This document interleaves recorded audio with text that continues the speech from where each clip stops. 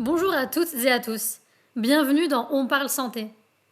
Aujourd'hui, on va parler d'un sujet que tout le monde connaît mais que beaucoup négligent. L'échauffement.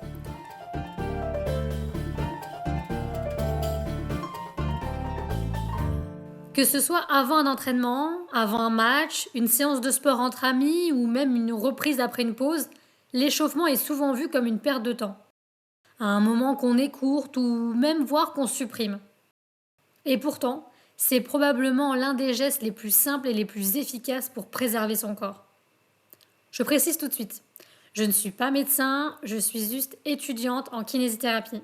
Mais mon rôle ici, ce n'est pas de poser des diagnostics, mais de vous expliquer comment le corps fonctionne et pourquoi certains choix font vraiment la différence sur le long terme.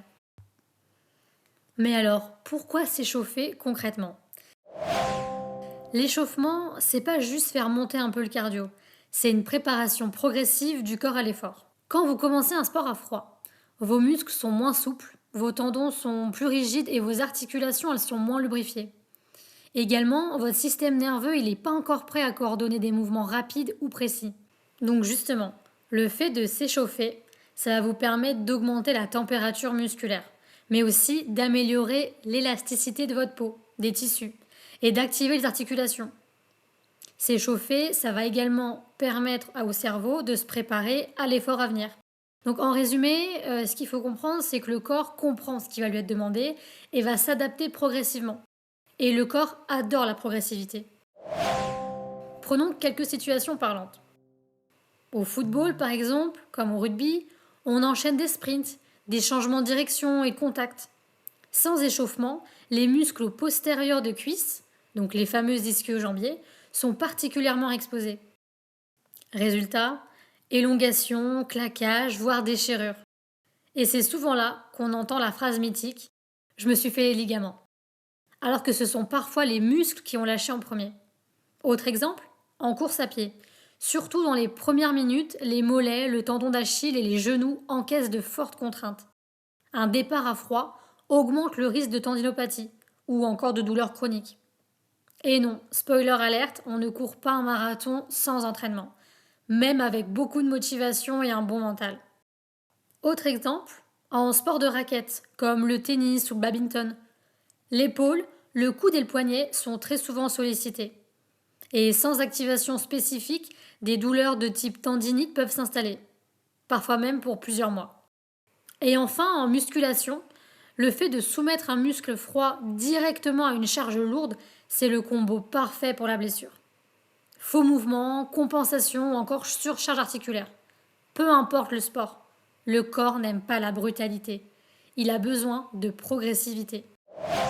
Concrètement, on fait quoi pour bien s'échauffer? Parce que la vraie bonne nouvelle, c'est qu'un bon échauffement ne prend pas une éternité et ne demande pas non plus d'être expert. En réalité, en 10 minutes, on peut déjà faire énormément pour éviter les blessures. D'abord, on commence simple. On remet le corps en route. 2 ou 3 minutes de marche active, quelques jumping jacks tranquilles, bref, on fait monter la température. Si vous avez un peu chaud, c'est gagné. Si vous êtes déjà essoufflé, c'est trop. Ensuite, on réveille les articulations. Les chevilles, les genoux, les hanches, les épaules, la colonne. Des cercles, des mouvements lents, contrôlés. Pas de force, pas de douleur.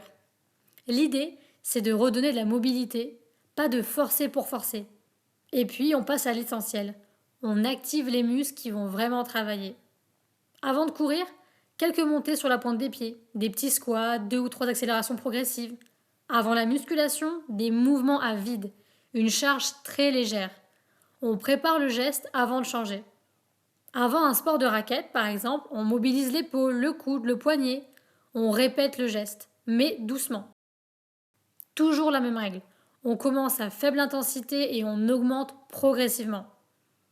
Et petite précision importante, parce que la question revient souvent, les grands étirements passifs, ce n'est pas avant le sport.